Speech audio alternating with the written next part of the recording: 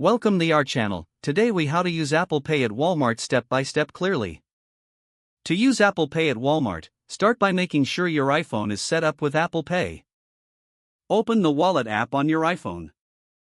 If you haven't added your credit or debit card yet, tap the plus sign to add a new card. Follow the prompts to scan your card or enter the details manually. Once your card is added, you're all set to use Apple Pay. Now, when you're ready to check out at Walmart, just gather your items. Proceed to the checkout line and wait for your total to be calculated. When prompted, select the option to pay using Apple Pay on the card reader. Double-click the side button on your iPhone to wake it up and access Apple Pay. If prompted, authenticate your payment using Face ID, Touch ID, or your passcode. Hold your iPhone near the contactless payment reader at the register. You'll see a check mark on your screen once the payment is successful. Take your receipt, and you're done. Enjoy your shopping experience at Walmart while using Apple Pay. If the page does not load, refresh the browser or try again in a private or incognito window.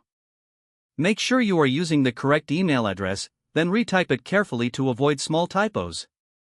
If your password is not accepted, use the reset option and create a new strong password you can remember.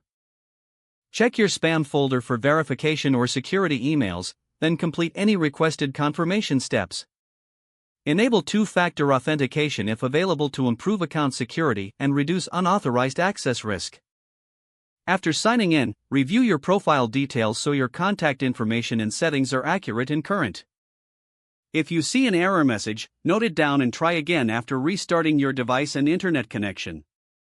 Log out when you finish, especially on shared devices, to keep your account and payment information secure. If the page does not load, refresh the browser or try again in a private or incognito window. Make sure you are using the correct email address, then retype it carefully to avoid small typos. If your password is not accepted, use the reset option and create a new strong password you can remember. Check your spam folder for verification or security emails, then complete any requested confirmation steps. Enable two-factor authentication if available to improve account security and reduce unauthorized access risk. After signing in, review your profile details so your contact information and settings are accurate and current. Don't forget to like this video and subscribe to our channel for more step-by-step tech guides.